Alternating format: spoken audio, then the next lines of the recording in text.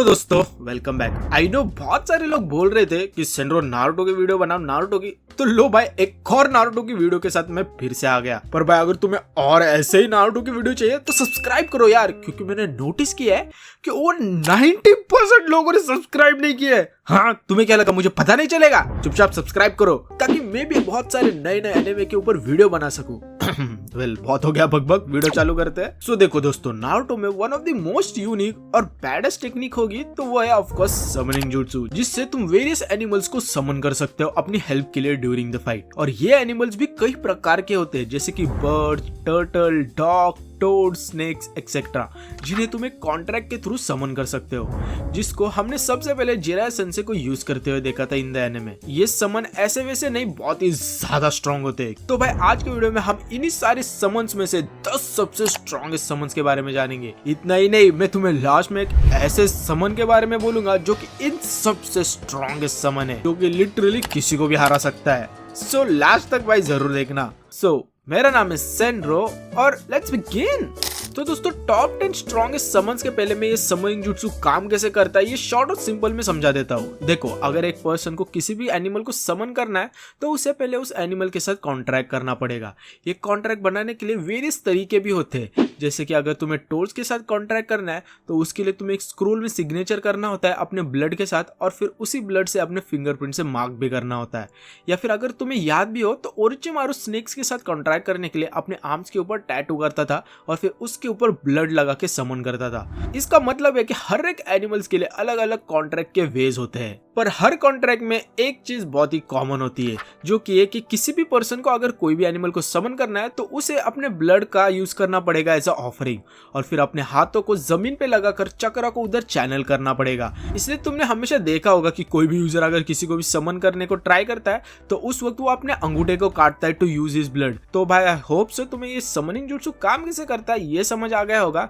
सो अब बात करते हैं अपने टॉप 10 स्ट्रॉन्गेस्ट समन्स के बारे में, जिसमें नंबर 10 पे आता है पाउटा डांजो का summon by the name Baku.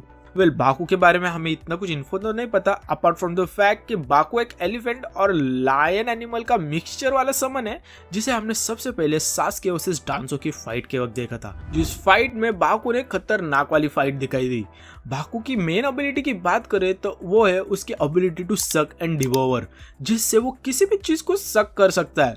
क्योंकि हमने डांजो वर्सेस सास्के के फाइट के वक्त देखा था कि बाकू ने सास्के के सुसानो तक को डैमेज कर दिया था, जो कि अल्टीमेट डिफेंस माना जाता है, जिसके कारण डांजो सास्के को पीछे से अटैक कर पाया था। So no doubt Baku strong तो है, पर स्टिल सास्के ने बाकू को बहुत ही इजीली हरा दिया था अपने फायर स्टाइल जुट्सु से, और इसी रीजन के कारण मैंने बाकू को नंबर 10 पे रखा है। अब नेक्स्ट बात करते हैं अपने 9th समन की, जो कि ये इबुसे। सो इबुसे एक्चुअल में हांजो का समन है, जिसे हमने सबसे पहले हांजो वर्सेस ऑल 3 सानिन के फाइट के वक्त देखा था, जो कि एक सैलेमेंडर स्पीसीज को बिलोंग करता है।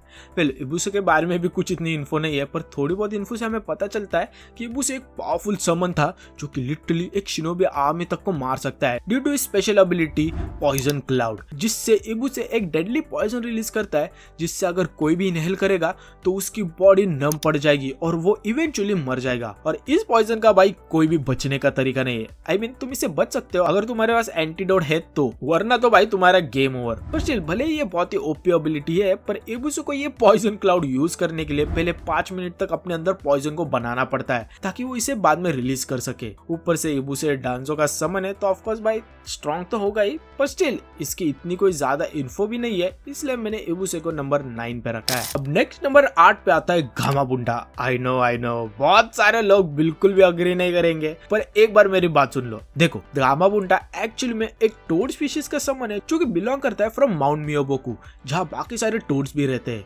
गामाबुंडा को हमने सबसे पहले जिराय को यूज करते हुए देखा था इन द एनिमे, पर ऐसा नहीं है कि सिर्फ जिराय उसे समन कर सकता है, उल्टा मिनाटो, कोनोहामारू, नारुतो भी गामाबुंडा को समन कर सकते हैं। फिर गामाबुंडा के एबिलिटीज और पावर्स के बारे में देखें तो गामाबुंडा अपने मुंह से ऑयल फेंक सकता है, जिससे वो फायर जुट्सु का पावर को एनहांस कर सकता है, और इसके साथ साथ गामाबुंडा वाटर ब्लास्ट भी यूज कर सकता है टू अटैक इट्स अपोनेंट। इतना ही नहीं, गामाबुंडा के पास खतरनाक वाली एजिलिटी और स्ट्रेंथ है, जिसका जलवा हमने शुकाकू के फाइट के वक्त देखा ही था कि कैसे गामाबुंडा ने शुकाकू, जो कि एक टेल बीस्ट है, उसे टक्कर दे दी और उसके हाथ तक को काट दिया था। और ऊपर से आगे जाके गामाबुंटा ने तो मांडा के साथ भी फाइट की थी और पेन के समन को भी अच्छी खासी टक्कर दी थी। और अगर तुम्हें पता ना हो तो मैं ये भी बता दूं कि गामाबुंटा ने तो लिटरली कुरामा तक को थोड़ी देर के लिए रिस्ट्रेन कर दिया था, जो कि भाई नो डाउट इजी काम नहीं है। पर स्टिल मैंने गामाबुंटा को नंबर 8 पे रखा है, क्योंकि देखो गामाबुंटा के पास कोई स्पेशल एबिलिटी ही नहीं है जैसे कि बाकी सारे समन्स के पास है। नेक्स्ट नंबर 7 पे आता है लेडी कात्सुयो। आई नो बहुत सारे लोग बोलेंगे कि लेडी कात्सुयो शुड बी बिलो गामाबुंटा, पर personally I don't think so. देखो लेडी कात्सुयो एक्चुअली में स्लग स्पीशीज की समन है जो कि बिलोंग करती है फ्रॉम शिकोत्सु फॉरेस्ट, जिसको हमने सबसे पहले सुनाडे को समन करते हुए देखा था। वे लेडी कात्सुयो की एबिलिटीज और पावर्स के बारे में देखे तो लेडी कात्सुयो अपने मुंह से एसिड फेंक सकती है जिससे वो रॉक्स तक को मेल्ट कर सकती है। इसके साथ साथ लेडी कात्सुयो अपनी हीलिंग पावर्स के लिए बहुत ही ज्यादा यूजफुल है, क्योंकि लेडी कात्सुयो की हीलिंग पावर्स इतनी ज्यादा पावरफुल है कि उससे वो लिटरली बॉडी पार्ट्स तक को रीजनरेट कर सकती है। और ऊपर से लेडी कात्सुयो हीलिंग पावर्स का असली जलवा हमने पेन आर्क के वक्त देखा ही था, जब लेडी कात्सुयो ने पूरे विलेजर्स को बचा लिया था, जिससे तुम समझ सकते हो कि ये हीलिंग पावर्स कितनी ज्यादा पावरफुल है। आई नो अभी बहुत सारे लोग सोच रहे होंगे कि आखिर मैंने लेडी कात्सुयो को गामाबुंटा के ऊपर क्यों रखा है। तो देखो गामाबुंटा ऐसा देखा जाए तो दोनों अटैक और डिफेंस में अच्छा है, पर लेडी कात्सुयो डिफेंस और हीलिंग में गॉड लेवल स्ट्रॉन्ग है, क्योंकि लेडी कात्सुयो की बॉडी लिटरली कौन से भी अटैक को झेल सकती है। आफ्टर ऑल उसने पेन के तेनगाई शिंसे को सर्वाइव कर लिया था। और ऊपर से लेडी कात्सुयो अपने बॉडी को मिलियंस ऑफ पीसेस में भी डिवाइड कर सकती है, जो कि हमने पेन आर्क और 4th ग्रेड निंजा वॉर में भी देखा था। इतना ही नहीं, लेडी कात्सुयो एक्चुअली में इससे भी ज्यादा बड़ी है, वो सर्वाइव कर लिया था। और ऊपर से लेडी कात्सुयो अपने बॉडी को मिलियंस ऑफ पीसेस में भी डिवाइड कर सकती है, जो कि हमने पेन आर्क और 4th ग्रेड निंजा वॉर में भी देखा था। इतना ही नहीं, लेडी कात्सुयो एक्चुअली में इससे भी ज्यादा बड़ी है, इतनी बड़ी कि सुनाडे सिर्फ उसका 1/10 फॉर्म को समन कर सकती है। तो सोचो भाई, अगर लेडी कात्सुयो अपने ट्रू फॉर्म में समन हो जाए तो क्या ही डेंजर होगा। और इसलिए मैंने लेडी कात्सुयो के गामाबुंटा के ऊपर रखा है। और ऊपर से अगर लेडी कात्सुयो के पास थोड़े बहुत अटैकिंग पावर भी होते तो मैं उसे शायद से और हाई रैंक पे भी रखता। अब नेक्स्ट नंबर 6 पे आता है सबसे हरामी समन मांडा। Myntra end of reason sale is live. Shop now. देखो मांडा एक्चुअली में एक स्नेक वाला समन है जो कि ryuchi केव से बिलोंग करता है। वेल मांडा ऐसा देखा जाए तो एक एक्सट्रीमली पावरफुल समन था, जो कि ओरोचिमारू और सास्के का समन था। पर मांडा पावरफुल होने के साथ साथ एक नंबर का पाउटा भी था, क्योंकि मांडा एक लौता ऐसा समन है जो कि अपने समनर की बात नहीं मानता और उल्टा अपने समनर को ही धमकी देता है कि मैं तुझे मार दूंगा अगर मुझे फिर से बुलाया तो। ऊपर से अगर तुम्हें पता ना हो तो मैं ये भी बता दूं कि ओरोचिमारू जब भी मांडा को समन करता है तो मांडा उसे बोलता है कि तुम्हें मुझे 100 ह्यूमन सैक्रिफाइस देने पड़ेंगे तभी मैं तुम्हारी मदद करूंगा। भाई कुछ भी बोले, ये मांडा का अलग ही लेवल का जलवा है। वेल मांडा की एबिलिटीज के बारे में देखे तो ऐसे कोई स्पेशल पावर तो नहीं है मांडा के पास, पर मांडा के पास खतरनाक वाली स्पीड और स्ट्रेंथ है। इसलिए तो अगर तुम्हें याद हो तो मांडा ने अकेले से कात्सुयो और गामाबुंटा को पेल दिया था। ऊपर से मांडा ने काइंड ऑफ देदरा के अल्टीमेट अटैक तक को झेल लिया था, पर वो अलग बात है कि उसके बाद वो मर गया था। पर स्टिल भाई मैंने इसे नंबर 6 पे रखा है। अब मांडा के बाद नंबर 5 पे समन आता है bye the name multi headed dog. देखो मल्टी हेडेड डॉग के बारे में हमें कुछ इन्फो तो नहीं पता, पर यह समन एक्चुअली में एनिमल पाथ का समन है, जो कि one of the most powerful summon में से एक है। वेल इस समन के पावर्स और एबिलिटीज के बारे में देखें तो मल्टी हेडेड डॉग के पास एक सबसे डेंजर और हैक्स एबिलिटी है, जो कि है उसका एम्प्लीफिकेशन टेक्निक, जिससे अगर कोई भी इसके ऊपर अटैक करेगा तो ये डॉग स्प्लिट हो जाएगा। क्यों है ना भाई, बहुत ही डेंजर एबिलिटी, जिसका मतलब इसे मारना लिटरली इम्पॉसिबल है। जिसका जलवा हमने जिराय वर्सेस पेन के फाइट के वक्त देखा ही था कि कैसे ये डॉग ने जिराय को बहुत ही ज्यादा परेशान करके रखा था। इतना ही नहीं, ये समन इतना ज्यादा ओपी है कि आगे जाके 4th ग्रेड निंजा वॉर में लिटरली नारुतो एक रासेन शूरिकन फेंक के मारता है इसके ऊपर, पर फिर भी उससे कुछ भी फर्क नहीं पड़ता। और उल्टा जब खुद इताची अमेतरासु यूज करता है तो वो थोड़ा बहुत इस समन को डैमेज कर पाता है, पर फिर बाद में भी इसको कुछ फर्क भी नहीं पड़ता। इससे तुम समझ सकते हो कि ये कितना ज्यादा पावरफुल समन है। वैसे अगर तुम्हें इस समन को हराना है तो भाई इसका एक ही तरीका है, that is to defeat the summoner. अब बात करते हैं अपने नंबर 4 पे आने वाले समन की, जो कि है मंकी किंग एनमा। और भाई ये समन मेरा वन ऑफ द फेवरेट समन है।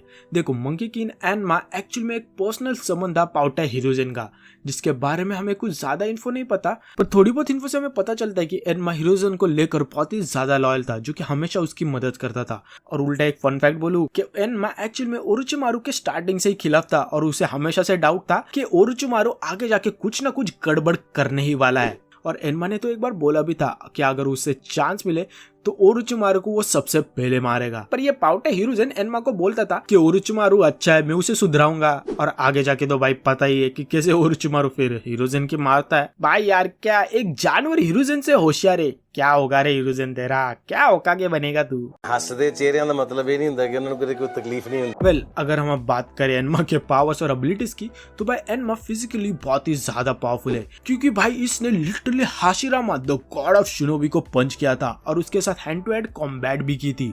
सो नो डाउट भाई एनमा पावरफुल तो है, पर सबसे खास बात है एनमा की वो है वो अपने आप को एडमेंटाइन स्टाफ में ट्रांसफॉर्म कर सकता है, जो कि जितनी चाहे उतनी बड़ी या फिर छोटी हो सकती है। और इस फॉर्म में एनमा को लिटरली कुछ ज्यादा डैमेज भी नहीं हो सकता। ऊपर से अगर तुम्हें याद हो तो एनमा ने अपने एडमेंटाइन फॉर्म में लिटरली कुरामा को विलेज के बाहर ढकल दिया था, जो कि मजाक की बात नहीं है। इतना ही नहीं, एनमा अपने एडमेंटाइन स्टाफ फॉर्म के क्लोन्स भी बना सकता है और अपने वेरियस बॉडी पार्ट्स को स्टाफ के ऊपर प्रोड्यूस भी कर सकता है, जिसकी वजह से एनमा एक बहुत ही वर्सेटाइल समन बन जाता है। पर स्टिल एनमा के कुछ ज्यादा फीट से हमें पता नहीं है, और ऊपर से एनमा को हमने ज्यादातर स्टाफ के फॉर्म में ही देखा है जब हिरुजेन उसे एज अ वेपन यूज करता है, और इसलिए मैंने एनमा को नंबर 4 पे रखा है, वरना भाई ये आराम से और हाई रैंक पे होगा। तो अब बात करते हैं अपने टॉप 3 स्ट्रॉन्गेस्ट समन की, जिसमें नंबर 3 पे आता है of course the 2 great sage toad, जिनका नाम है शिमा एंड फुकासाकु, जो कि माउंट मियोबोकू से बिलोंग करते हैं। देखो आई नो अब बहुत सारे लोगों को लगेगा कि ये इतने पावरफुल नहीं है, पर लेट मी टेल यू भाई ये बहुत ही ज्यादा पावरफुल है, जिनका जलवा हमने जिराय और पेन के फाइट के वक्त देखा ही था कि कैसे ये दोनों ने जिराय के साथ मिलकर 7 पेन के साथ फाइट की थी। वेल इनके एबिलिटीज और पावर्स के बारे में देखें तो ये दोनों वेरियस एलिमेंटल टेक्निक्स को यूज कर सकते हैं, जैसे कि वाटर, फायर एंड विंड। इसके साथ साथ ये नेचर एनर्जी को खतरनाक वाला कंट्रोल भी कर सकते हैं, जिसके कारण इनकी फिजिकल पावर बहुत ही ज्यादा है, क्योंकि आफ्टर ऑल शिमा ने गामा बुंटा जैसे जायंट फ्रॉग को उठाकर फेंक दिया था। सो भाई इनके साइज पे मत जाना, ये छोटा पैकेट बड़ा धमाका है। इतना ही नहीं, ये दोनों one of the most powerful genjutsu toad confrontation chant भी यूज कर सकते हैं, जिससे वो किसी को भी गेंजुत्सु में ट्रैप कर सकते हैं। ऊपर से पेन आग के वक्त इन दोनों ने बस अपने स्क्रीन से पेन के 2 पावरफुल समन तक को रोक दिया था, जो कि नो डाउट एक अच्छी खासी फीट है। पर स्टिल इनके ट्रू पावर को हमने कुछ ज्यादा देखा ही नहीं है, इसलिए मैंने इसे नंबर 3 पे रखा है। अब बात करते हैं नंबर 2 समन की, जो कि of course demonic statue of the outer faith, या फिर गेडो स्टैचू भी बोल सकते हो। देखो गेडो स्टैचू एक्चुअली में ऐसा देखा जाए तो 10 टेल्स का हस्क है, मतलब कि जब 10 टेल्स 9 डिफरेंट टेल्स में सेपरेट हो गया था, तो उस वक्त जो पेड़ का हस्क बच गया था वो गेडो स्टैचू था। वेल गेडो स्टैचू की पावर्स और एबिलिटीज के बारे में देखें तो गेडो स्टैचू एक बहुत ही बड़ा समन है, जिसकी स्ट्रेंथ बहुत ही ज्यादा है, जिस चीज को हमने देखा ही था जब चोजी और गेडो स्टैचू के बीच में फाइट हुई थी। इतना ही नहीं, गेडो स्टैचू ने तो किटसुची के अर्थ रिलीज तक को टक्कर दे दी थी। सो इससे तुम समझ सकते हो कि गेडो स्टैचू फिजिकली बहुत ही ज्यादा पावरफुल है। पर सबसे खास बात है गेडो स्टैचू की, वो है उसकी एबिलिटी टू एब्जॉर्ब अदर्स चक्रा, क्योंकि इसी गेडो स्टैचू का यूज करके नाकाटो ने सारी हिडन ड्रेन निंजा और हंजो की मार दी थी। सो नो डाउट भाई ये गेडो स्टैचू डेंजर तो है। इसके साथ साथ गेडो स्टैचू अपने मुंह से चक्रा चेंज को भी यूज कर सकता है to capture any tailed beast, और सिंस ये गेडो स्टैचू फिजिकली बहुत ही ज्यादा पावरफुल है, इसलिए मैंने गेडो स्टैचू को नंबर 2 पे रखा है। तो अब फाइनली बात करते हैं अपने नंबर 1 स्ट्रॉन्गेस्ट समन की, जो कि है ऑफ कोर्स कुरामा द 9 टेल्ड बीस्ट। वेल ऐसा प्रैक्टिकली देखा जाए तो कुरामा समन तो नहीं है, पर सिंस मादारा ने उसे एक बार समन किया था तो इसलिए मैं मान के चलता हूँ कि ये समन है। वेल कुरामा के बारे में अब मैं क्या ही बोलूं, ये कितना ज्यादा फिजिकली पावर है ये तो भाई सबको ही पता है, क्योंकि आफ्टर ऑल कुरामा अकेले से 5 टेल्ड बीस्ट से लड़ा था और उन्हें हरा भी दिया था in the 4th great Ninja war. इसके साथ साथ कुरामा का टेल्ड बीस्ट बम कितना ज्यादा पावरफुल है ये तो सबने देखा भी है, और उल्टा ऐसा बोला भी जाता है कि कुरामा अकेले ही 8 टेल्ड बीस्ट जितना पावरफुल है। सो नो डाउट भाई इसे नंबर 1 समन पे तो होना ही था। पर स्टिल अगर मैं कुरामा को एज अ समन काउंट ना करूं, तो अगर मैं नंबर 1 पे रखना चाहूंगा तो वो मैं ऑफ कोर्स रखूंगा इम्प्योर रीइंकार्नेशन के समन को। वेल आई नो बहुत सारे लोग ये बोलेंगे कि ये एनिमल समन नहीं है, पर भाई आई नो ये एनिमल समन नहीं है, पर स्टिल भाई ये एक समन है और इसे तुम as a summoning jutsu use कर सकते हो, और इसलिए मैं इसे समन्स में काउंट करता हूँ। आफ्टर ऑल इस रीइंकार्नेशन समन से तुम लिटरली मरे हुए लोगों को रिवाइव कर सकते हो और अपना स्लेव बना सकते हो, जैसे काबुटो और ओरोचिमारू ने किया था in the 4th great Ninja war. क्योंकि रीइंकार्नेशन समन से तुम लिटरली हाशिरामा, टोबिरामा, मिनाटो जैसे पावरफुल लोगों को समन कर सकते हो। सो नो डाउट भाई ये मेरे ओपिनियन में सबसे ज्यादा पावरफुल समन है, और भाई तुम्हें भी लगेगा कि ये सबसे पावरफुल समन है, पर वेट भाई इससे भी और एक पावरफुल समन है जो कि सबसे स्ट्रॉन्गेस्ट समन है, और वो है ऑफ कोर्स साकुरा का समन, आई मीन नारुतो। क्योंकि भाई जब पेन आर्क के वक्त साकुरा नारुतो को आवाज देती है तो भाई नारुतो समन हो जाता है। और भाई नारुतो तो नो डाउट सबसे स्ट्रॉन्गेस्ट कैरेक्टर है पूरे सीरीज में। सो भाई नो डाउट साकुरा का समन सबसे स्ट्रॉन्गेस्ट समन है। सो दोस्तों यही थे top 10 strongest summon in the Naruto series. So I hope so तुम्हें ये वीडियो पसंद आई हो, और अगर आई